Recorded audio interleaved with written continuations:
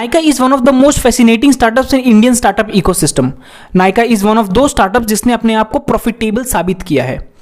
Basically हमारे Indian startup ecosystem में दो तरीके के स्टार्टअप चल रहे हैं। सबसे पहले ऐसे स्टार्टअप्स हैं जो कि बिलियंस ऑफ डॉलर्स लॉसेस में हैं, अपने आप को सिर्फ मार्केट लीडर बनाने के लिए, अपने आप को स्केल करने के लिए बिलियंस ऑफ डॉलर्स पैसा बर्न कर रहे हैं। और दूसरी तरफ ऐसे स्टार्टअप्स हैं, for example Nykaa and Zerodha, जो कि अपने आप को स्केल कर रहे हैं प्लस अपनी कंपनी को प्रॉफिटेबल बनाने की कोशिश भी कर रहे हैं। लेकिन क्वेश्चन ये निकलता है कि नायका और ज़ीरोधा जैसे ब्रांड्स ऐसा क्या अलग कर रहे हैं जो कि बाकी सारे स्टार्टअप्स नहीं कर पा रहे हैं। इन्होंने किस तरीके से अपने आप को प्रॉफिटेबल किया है। अगर आप ज़ीरोधा के कंप्लीट केस स्टडी के बारे में जानना चाहते हैं तो मैंने ज़ीरोधा के ऊपर पहले ही कंप्लीट केस स्टडी अपने चैनल पर बना के रखी है। ये आई बटन में लिंक आ रहा होगा, आप जाके देख सकते हैं।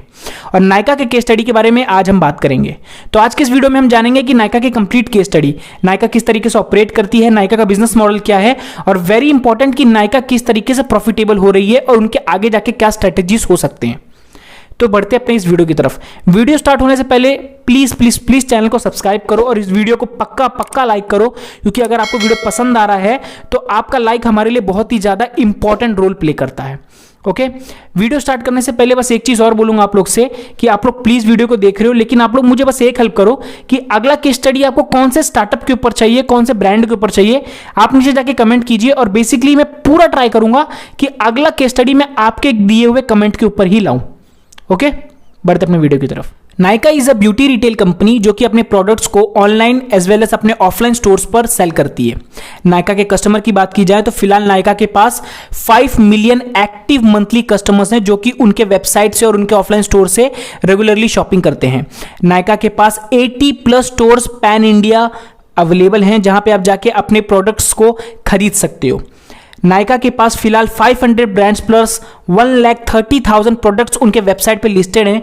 इनमें से कोई भी प्रोडक्ट जाके आप उनके वेबसाइट पे देख सकते हो और उधर से आप खरीद सकते हो। क्वेश्चन ये निकलता है कि क्या ऐसा नायका ने किया जिससे नायका प्रॉफिटेबल हो पाई, कौन सी ऐसी स्ट्रेटेजीज थी, कौन सी ऐसे बिजनेस मॉडल्स थे जिसने नायका को प्रॉफिटेबल होने में हेल्प किया है। तो बेसिकली इसमें दो रीजंस हैं। सबसे पहला है उनका इन्वेंट्री बेस्ड बिजनेस मॉडल और सेकंड है उनका prediction for the future of the market. Okay, तो सबसे पहले जानते हैं उनके इन्वेंट्री बेस्ड बिजनेस मॉडल के बारे में। Nykaa basically D2C retail e commerce brand की तरह ऑपरेट करती है। तो अब आप पूछोगे कि D2C होता क्या है। D2C मतलब डायरेक्ट टू कस्टमर्स। इसको कुछ इस तरीके समझ सकते हो कि कोई भी प्रोडक्ट जो आप खरीदना चाहते हो वो डायरेक्टली मैन्युफैक्चर से डायरेक्टली कस्टमर तक पहुंचाने को D2T बिजनेस मॉडल बोलते हैं। मतलब कि from directly manufacture to directly customers, बीच में जो डिस्ट्रीब्यूटर्स आते हैं, रिटेलर्स आते हैं, इन सारे लोगों का झंझट मारी खत्म। तो नायका बेसिकली इसी मॉडल पे ऑपरेट करती है, from manufacture to directly to customers. तो अब इसमें दो तरीके के मॉडल्स होते हैं, एक होता है मार्केट प्लेस मॉडल और एक होता है इन्वेंट्री मॉडल। तो इन्वेंट्री बेस्ड बिजनेस मॉडल को नायका फॉलो करती है। अब आप पूछोगे कि इन्वेंट्री बेस्ड बिजनेस मॉडल होता क्या है।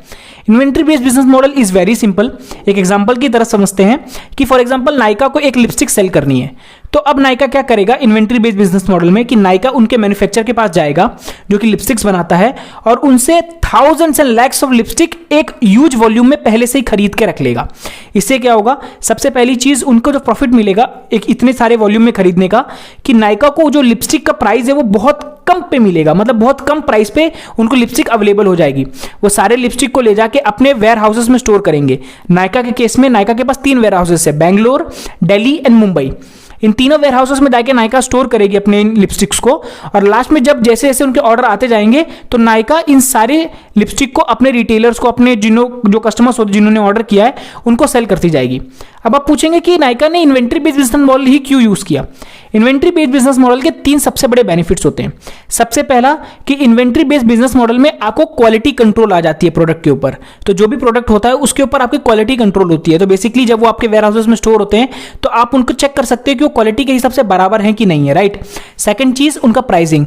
अब क्या होता है कि सारे लिपस्टिक तो उन्होंने अपने वेयर हाउसेस में रखे हैं, तो बेसिकली जैसा भी वो प्राइस पे चाहे एक कॉम्पिटिटिव प्राइस पे अपने प्रोडक्ट्स को सेल कर सकते हैं, राइट। और थर्ड सबसे ज्यादा इंपॉर्टेंट चीज होती है वो है सप्लाई एंड डिमांड। अब होता क्या है कि मोस्टली जब बहुत ज्यादा डिमांड आ जाती है तो अगर मैन्युफैक्चर ने प्रोड्यूस करके नहीं रखा है तो रिटेल कंपनी बहुत ज्यादा दिक्कत में आ जाती है। नायका जैसे ब्रांड्स बहुत ज्यादा दिक्कत में आ जाते हैं। लेकिन इन्वेंट्री बेस्ड बिजनेस मॉडल में क्या होता है कि इन लोगों ने पहले से इतने सारे प्रोडक्ट स्टोर करके रखे हैं, तो जैसे जैसा डिमांड आएगा वैसे वैसे वे सप्लाई को कंट्रोल कर सकते हैं। तो बेसिकली डिमांड एंड सप्लाई को कंट्रोल कर सकते हैं। तो 3 बेनिफिट्स होते हैं इन्वेंट्री बेस्ड बिजनेस मॉडल के। बेसिकली नायका इन सारे प्रोडक्ट्स को 3 तरीके से सेल करती है। सबसे पहला, नायका अपने इन सारे प्रोडक्ट्स को अपने ऑनलाइन वेबसाइट पे सेल करती है।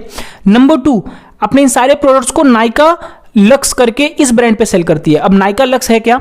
नायका लक्स एक काइंड ऑफ रिटेल स्टोर्स है उन लोगों के लिए, ऑफलाइन स्टोर्स है उन लोगों के लिए जो कि इंटरनेशनल ब्रांड्स को प्रीफर करते हैं, मतलब कि उनके premium customers, for example actors and celebrities and all social media stars, तो ये लोग नायका लक्स का इस्तेमाल करते हैं।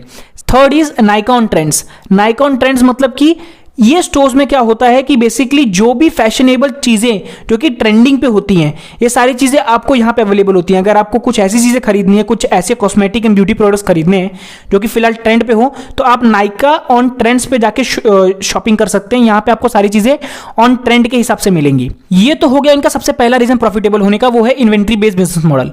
सेकंड जो है वो है prediction for the future of the market.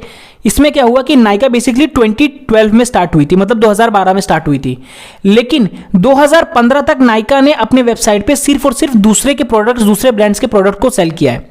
अब यही इनका सबसे बड़ा मास्टर स्ट्रोक साबित हुआ। जो दूसरे ब्रांड्स होते हैं, फॉर एग्जांपल लैक्मे एंड वो सब, वो सारे ब्रांड्स क्या करते हैं, जब से वो अपने आप को लॉन्च करते हैं तब से ही अपने प्रोडक्ट को सेल करना चाहते हैं। अब उनको ये नहीं पता होता कि ये मार्केट में उनका ब्रांड का कोई नाम ही नहीं है, तो वो मार्केटिंग करते हैं, पैसा खर्चा करते हैं। लेकिन नायका ने ऐसा नहीं किया। नायका ने अपने वेबसाइट पे 3 साल तक तो सिर्फ दूसरे के प्रोडक्ट्स बेचे हैं, ताकि लोग उनके वेबसाइट पे आके शॉपिंग करें, जिससे उनको एक डेटा मिल जाए। और फिर बाद में उस डेटा को स्टडी करने के बाद उन्होंने, नायका ने अपने प्रोडक्ट्स निकालने चालू किए, जिससे उनका प्रॉफिट मार्जिन एक अलग लेवल पे चला गया। तो ये था इनका मास्टर स्ट्रोक। तो 2 तरीके से नायका ने अपने आप को प्रॉफिटेबल किया। पहला is inventory based business model and second is prediction for the future of the market. अब क्वेश्चन ये निकलता है कि नायका जब ये सारी चीजें कर रही हैं, तो ये सारी चीजें तो दूसरे ब्रांड्स भी कर सकते हैं, Amazon भी कर सकती है, फ्लिपकार्ट भी कर सकती है। बेसिकली जो दूसरे ब्रांड्स हैं ये चीजों को अफोर्ड नहीं कर पा रहे, क्योंकि ब्यूटी मार्केट एक बहुत ही ज्यादा कॉम्पिटिटिव मार्केट है और इसके लिए एक अलग से पूरा ब्रांड बनाना पड़ेगा। अगर Amazon अपने आप को इस लेवल पे ऑपरेट करना चाहती है तो inventory based business model use कर ही नहीं सकती, क्योंकि इंडिया में फॉरेन कंपनीज को inventory based business model use करने की इजाजत ही नहीं है, मतलब अलाउंस ही नहीं है। बात रही फ्लिपकार्ट की, तो फ्लिपकार्ट को भी वॉलमार्ट ओन करती है, तो वॉलमार्ट की वजह से फ्लिपकार्ट भी इस चीजों को अप्लाई नहीं कर पा रही है, क्योंकि वो भी एक फॉरेन कंपनी हो गई है, एक फॉरेन कंपनी बेस्ड उन्होंने एक्वायर किया वॉलमार्ट ने उनको, तो उसकी वजह से वो भी एक इन्वेंट्री बेस्ड बिजनेस मॉडल को फॉलो नहीं कर पा रहे। आने वाले फ्यूचर में नायका के बहुत सारे कॉम्पिटिटर्स आ सकते हैं, क्योंकि नायका के पास कोई एज नहीं है। क्यों? क्योंकि बेसिकली अगर आप ध्यान से देखेंगे तो सिर्फ 8% मार्केट अभी तक ऑनलाइन शिफ्ट हुआ है कॉस्मेटिक का। अभी भी जो रिमेनिंग 92% मार्केट है वो पूरी तरीके से ऑफलाइन स्टोर्स पे डिपेंडेंट है। तो कोई भी ऐसा ब्रांड जो आके अपने आप को ऑफलाइन स्टोर में डोमिनेट करवा सके नायका की तरह, वो नायका को डोमिनेट कर पाएगा। अब नायका कर क्या रही है अपने इस चीजों के लिए? अब आपके दिमाग में यही क्वेश्चन आ रहा होगा कि जब नायका को भी ये चीज पता है कि आगे जाके नायका के फ्यूचर्स ज्यादा ब्राइट नहीं है, तो नायका इस चीज को कैसे हैंडल करेगी?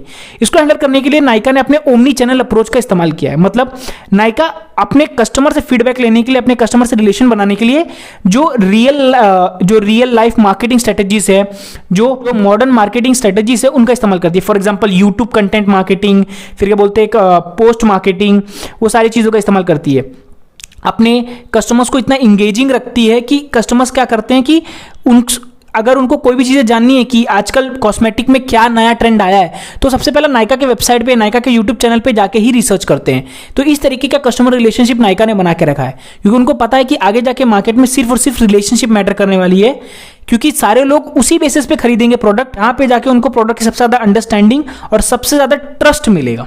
तो बेसिकली यही थी नायका की पूरी कंप्लीट केस स्टडी। नायका किस तरह प्रॉफिटेबल हुआ, किस तरह स्टार्ट हुआ, क्या इनके फ्यूचर प्लान्स हैं, ये सारी चीज़ें तो हम लोग ने डिस्कस कर ली।